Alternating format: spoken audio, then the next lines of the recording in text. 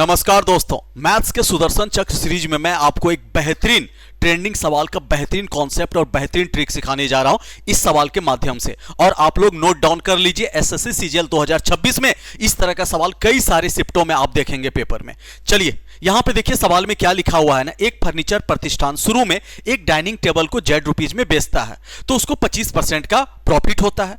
अब क्या करता है ना, फेस्टिवल पीरियड में क्या करता है, प्रमोशनल स्ट्रेटजी अपनाते हुए वो एमआरपी जो है ना 1.6Z कर लेता है, फिर 20% का डिस्काउंट देता है। तो एग्जामिनर आपसे पूछा कि बताओ अब कितने परसेंट का प्रॉफिट होगा, ये सवाल में पूछा। बोले ठीक है, मैं मान लेता हूं कि सीपी मेरा कितना है ना 100 है। कितना है सीपी मेरा 100 है। बोले ठीक है, कोई प्रॉब्लम? बोले सर कोई प्रॉब्लम नहीं। अब जेड जो है ना, जब 25% का फायदा होता है तो 125 में बेचेगा। बोले ठीक है, ये जेड का वैल्यू हो जाएगा। बोले ठीक है। अब एमआरपी क्या बोलता है ना, फेस्टिवल के टाइम में वो क्या करता है, फेस्टिवल पीरियड के टाइम में वो एक स्ट्रेटजी अपनाता है। वो क्या करता है कि 1.6 जेड एमआरपी कर लेता है। बोले ठीक है।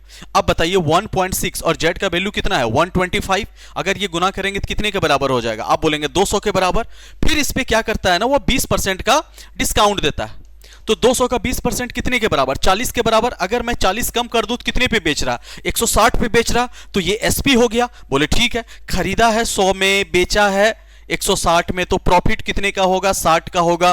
परसेंटेज 100 पे किसी चीज को कैलकुलेट करना ही परसेंटेज कहलाता है। तो ये क्या हो जाएगा 60/100 गुना में 100, तो ये 60%। आपका प्रॉफिट कितने परसेंट के बराबर होगा? 60% के बराबर होगा। है ना मजेदार तरीका? तो चलिए इसी तरीके से इस सवाल को सॉल्व करके प्यार से कमेंट बॉक्स में आंसर बताइए। अगर आप चाहते हैं कि मैथ्स में फुल स्कोर करना, चाहे वो रेलवे का पेपर हो, एसएससी का पेपर हो, सीडीएस का पेपर हो, चाहे स्टेट गवर्नमेंट जॉब का एग्जाम हो, अगर आप चाहते हैं मैथ्स का बादशाह बनना, अर्थमेटिक, एडवांस और वैदिक मैथ्स का, तो 13 अप्रैल से नया बैच की शुरुआत हो रही है। तो आप लोग जरूर जुड़िए इस बैच के साथ और मैथ्स में फुल स्कोर कीजिए, वो भी बेस्ट कॉन्सेप्ट, बेस्ट तरीके और बेस्ट ट्रिक के साथ।